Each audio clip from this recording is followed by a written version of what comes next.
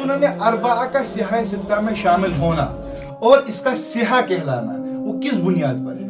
सिहा के गालिब मजमू अहादीस, यानी अहादीस का जो इन्होंने कोशिश की है, बिल्कुल इन्होंने इस बात का इल्तिजाम फरमाया कि अपनी इन किताबों के अंदर सेहत का ही एहतमाम करें, सही अहादीसों का ही इल्तिजाम करें। तो सुनन अरबा में भी इस बात का इल्तिजाम किए हैं। तो इसी एतबार से इन पर सिहा का इतलाक किया जाता है, ना कि अलल इतलाक इनमें जितनी रिवायतें कि वो सही दर्जे की हो, यानी गालिब पहलू, यानी गालिब बिल मजमू इन्होंने कोशिश की है कि सब हदीस को सही नकल किया जाए, या अगर सही नहीं तो तंबीहन अगर कोई ज़ईफ है तो उसका हुक्म भी लगाए। जैसे इमाम मुस्लिम का तरीका है, इमाम मुस्लिम जब असल में रिवायत नकल करते फिर शवाहिद में ज़ईफ रिवायत भी नकल करते।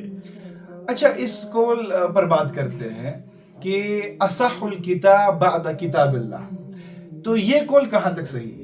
असहुल किताब बाद किताबिल्लाह जो मशहूर मक़ूला है सहीह बुखारी के मुतालिक, तो ये भी मैं कहूँगा कि इस एतबार से कि मजमूई एतबार से, क्योंकि अगर हम बात करेंगे ना सहीहन के रिजाल पर ही, सहीहन के रिजाल पर भी कलाम हुआ है, लेकिन हमने चूंकि पहले कहा कि इसमें जो ज़वाबित और यानी उसूल मुहद्दिसीन ने बयान किए हैं, अब एक मुहद्दिस के नज़दीक एक मनहज होता है, दूसरे मुहद्दिस के नज़दीक दूसरा। इमाम दारकुतनी ने नकद किया इमाम बुखारी की सही पर और उनके रिजाल पर, इमाम दारकुतनी का मनहज अलग था, उन्होंने अपने मनहज के ज़ाविये के एतबार से इमाम बुखारी पर और इमाम मुस्लिम पर नकद किया है।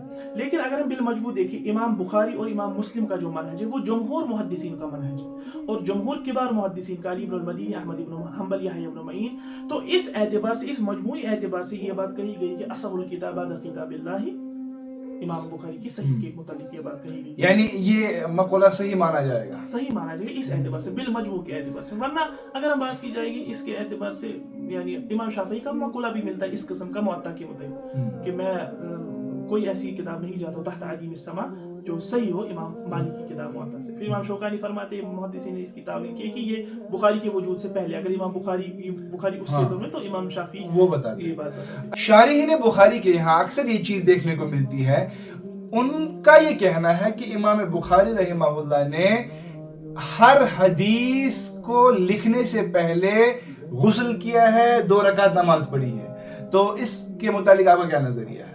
ये बात हाफिज इब्न हजर अस्क़लानी या दीगर मुअर्रिखीन ने भी ये बात नकल फरमाई है।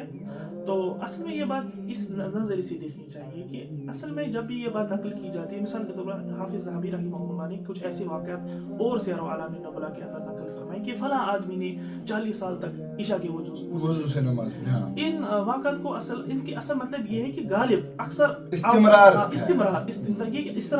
पर दलालत करता है, न कि हर एतबार से। यानी इमाम बुखारी रहमहुल्लाह का अक्सर एहतिमाम ये रहता था कि जब भी कोई हदीस लिखते थे तो उससे पहले गुस्ल करते, यानी अक्सर उनका ये एहतिमाम रहता है, ना कि हम ये कह सकते अलल इतलाक कि हर हदीस को नकल करने के बाद। यानी इस चीज का मफहूम इससे अक्सरियत से लिया जाएगा, इस्तिमरार से लिया जाएगा कि उनकी आदत थी और कभी कभी छोड़ भी सकती है। तो ये सब चीजें हमारे सामने पेश हुई, तो मैं गुजारिश करता हूँ, और सबसे पहले मैं खुद, जब भी कोई हदीस बयान की जाए तो उसके दर्जे को, उसकी सेहत का ख्याल करते हुए पहले तहकीक कर ले, फिर अवामुन्नास के सामने पेश करे। इससे कल इंशाअल्लाह आखिरत के अंदर हमारी पकड़ नहीं होगी। वरना इमाम मुस्लिम रहमहुल्लाह ने जिस तरह की इन्होंने फरमाया, मुकद्दमे में सख्त वईदों का जिक्र किया है कि किस तरह उनके साथ कल मामला किया जाएगा। अल्लाह तबारक व तआला हम सबको कुरान और हदीस पर अमल करने की तौफीक अता फरमाए। कुरान और हदीस का सही फहम, उसका फ़िक़्ह, उसका ज़ाहिर, उसके दर्जे को हासिल करने की तौफीक अता फरमाए। वमा अलैना इल्लल बलागुल मुबीन। वस्सलामु अलैकुम व रहमतुल्लाह।